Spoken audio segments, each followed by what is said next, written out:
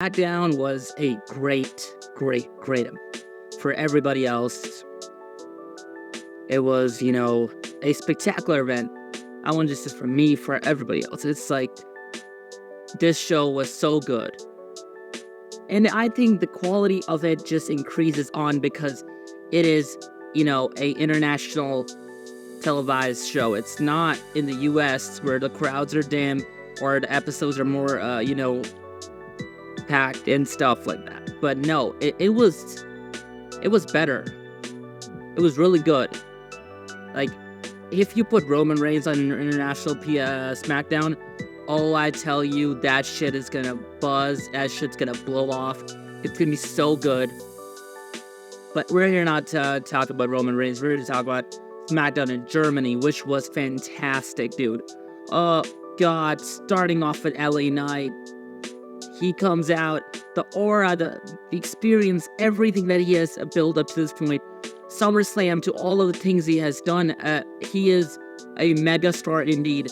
The United States Championship just feels right with him. It doesn't feel right with that many people, but it just feels right with him. It looks good on him. It's just an incredible scenario we are in for LA Knight nowadays.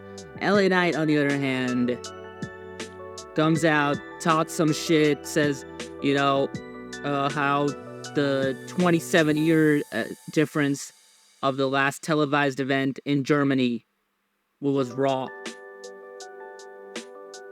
And which is actually an interesting fact, man. It's not something like, okay, well, we know a lot of wrestling fans, and all us wrestling fans, like wrestling fans in general, know a lot of stuff like that. But no, like, this was something that some people don't know.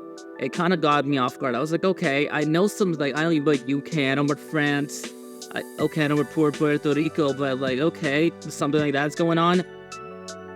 Moving on, LA Knight gets interrupted by the German himself, Ludwig Kaiser, who was out here to applaud his, not say, I'm just gonna do it, I don't know, it's stupid, but get on with it. So he was out here to plot his trick,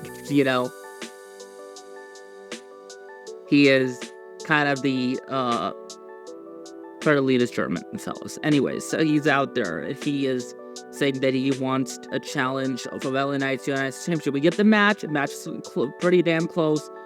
They give a tremendous amount of love to Ludwig Kaiser, even though he is a heel, but this is, again, his homeland. We're the homeland. It doesn't matter. For the thing, this is about WWE is perfect nowadays. It doesn't matter where is your country or something. Or, it really does matter. Or maybe it did not matter. I might be saying something that's not connecting, but, I think it does matter more than ever now.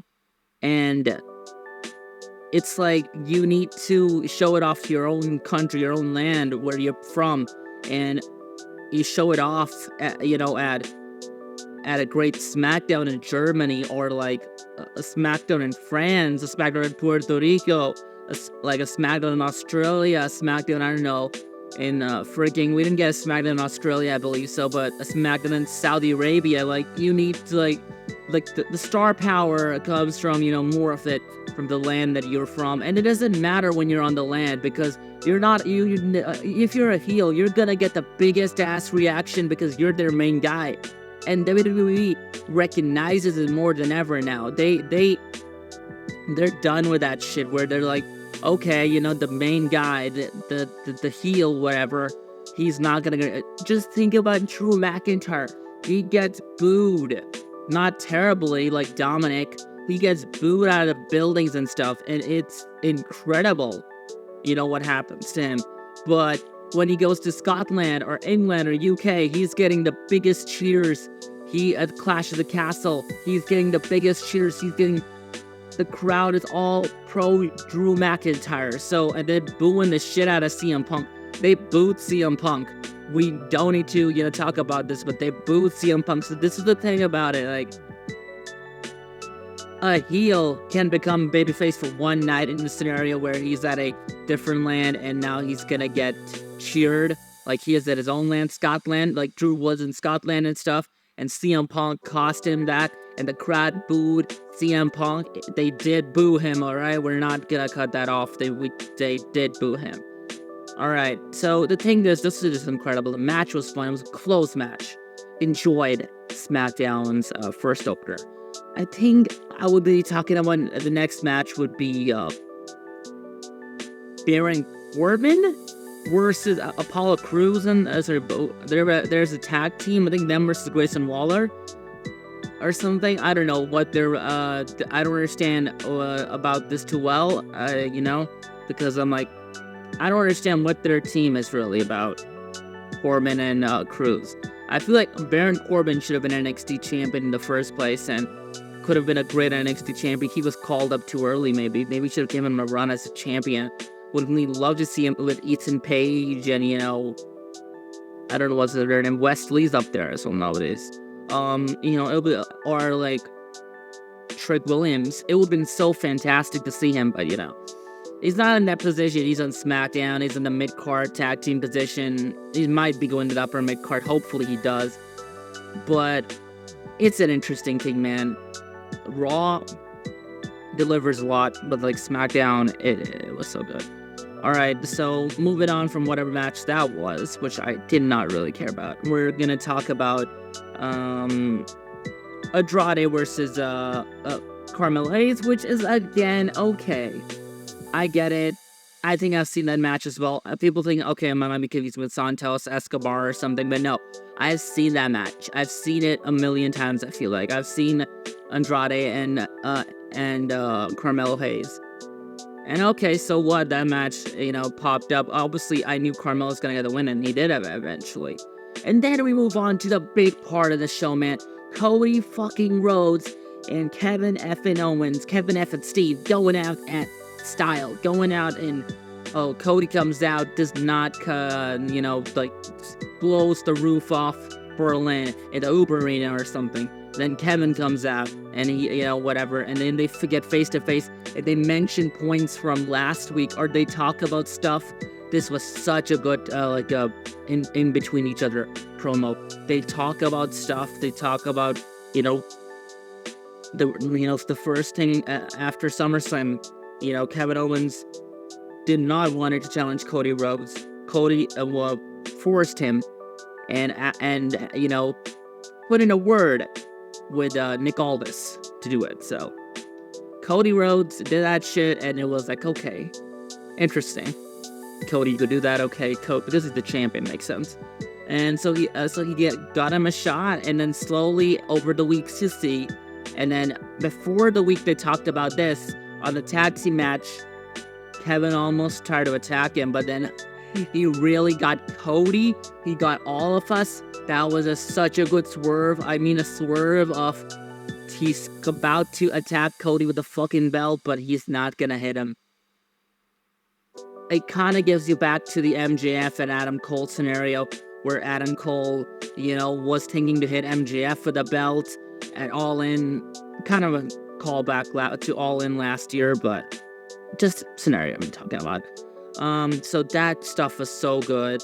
The promos, him pointing out that your knee's not okay, him really preying on his weakness, his weakness, as Kevin Steen would feel like, because he's a killer. He is a killer.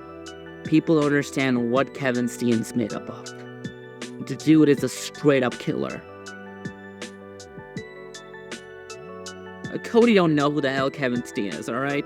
He's met Kevin Owens, a nice guy who turned into a nice guy, or turned into this cool guy. But in New Japan, whatever, Ring of Honor, whatever stuff they did, you saw what Kevin Steen was. You saw him when he had the Best of Worlds series with El Generico.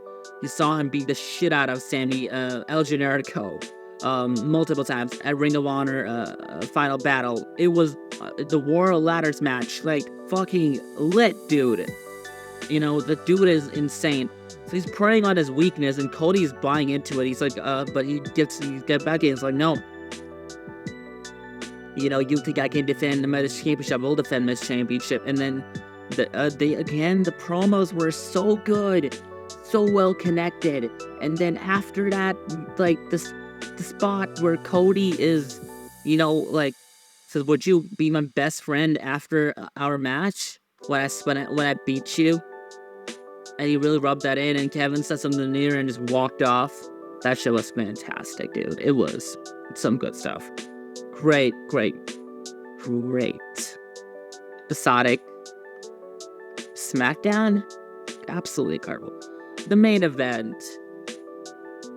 I don't need to go here. Minchin and Minchin or Mia Yim and Nia Jax, who's the Women's World Champion. Sorry, the Women's World Champion. I keep on saying that same championship. Sorry. Who's the WWE Women's Championship? Who's the Women's Champion? WWE Women's Champion. Got it wrong again. So Nia Jax, she is such a good champion. You can't hear me say this shit. You gotta agree with it. I'm sorry. Nia Jax, Bayley was such a fucking poor, shitty champion. Bayley's championship reign felt crap. Maybe it's how Nia Jax is now. Maybe she is more experienced. Maybe she's more like, her reign is fresh. It feels fresh. It feels like she's not had it for over 6 years, and it's something good for her. And it's like, she feels like a big champion. She feels like the champion. She feels like legit in the ring. She had her match with Minchin was so good. That street fight was fantastic. I enjoyed it. I don't know who says it was shitty, it was botchy. I don't give a crap. I thought she improved like crazy. I thought Minchin carried her maybe, but no, Nia Jax had a lot of to do in that match, and she's so good. This is something I would not be hearing. I would not expect that out of my mouth 3 years ago when she got fired. And I was one of those people, I'm sorry to say, who was real glad that she got fired, because, everybody really hated her, like, wrestling style, and everybody hated how she, used to wrestle and injure people and botch stuff, spots and everything. So, she's improved. And then Tiffany Stratton cashes in, which is now we're seeing more into it because now Nia Jax is noticing. And she can also, I don't understand this. People talk about pit peeves and stuff. A pit peeve would also be to look up some shit like this, like Nia Jax, to just look up stuff on WWE.com or WWE on YouTube or so many socials, put up that stuff and just check, why did Tiffany trying to interference? What was she actually about to do? Because that storyline is cooking, man. That's some good stuff. I'm really into the Nia Jax and Tiffany Stratton storyline. It's fantastic. A great way to end up SmackDown. And soon after this will be the Bash to the Berlin. Oh shit, that's coming out. Peace.